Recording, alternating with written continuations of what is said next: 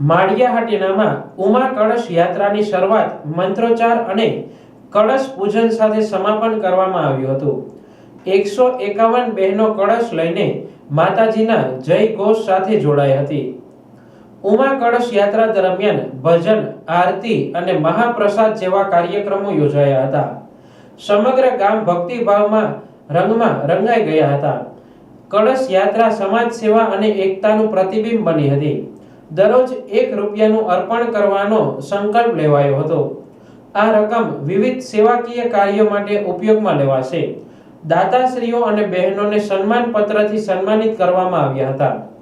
આ યાત્રા સંગઠન અને સહકારનો સુંદર સંદેશ આપી ગઈ હતી।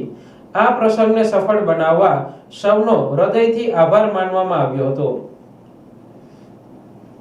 જય ઉમિયાજી, માયસેલ્ફ ભરત અમૃતિયા, ઉમિયાધામ સિસ્ટર સહમંત્રી શ્રી।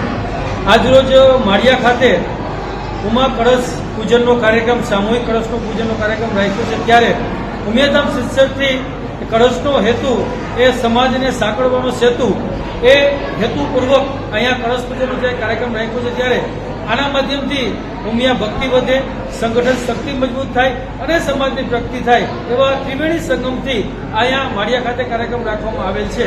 આ 1 રૂપિયાનું યોગદાન રોજ પરિવાર દીઠ 1 રૂપિયો આ કળશમાં પધરાવે અને જેના માધ્યમથી સમાજમાં એવા વંચિતો કે જ્યાં શૂન્ય આવક છે, ક્યાંક અંધ છે, અશક્ત છે, લાચાર છે, એ પરિવાર સુધી આ 1 રૂપિયાના માધ્યમથી એ પરિવારનું ગુજરાન ચાલે, એમના બાળકોનું શિક્ષણ મળે, આવા શુભક હેતુથી ઉમિયાધામ સિસ્ટરથી આ કળશ યોજના મૂકવામાં આવી છે। ત્યારે આજે માળિયા ખાતે સમગ્ર પરિવારનું આજે સામૂહિક કળશ પૂજન અહીંયા રાખવામાં આવેલ છે।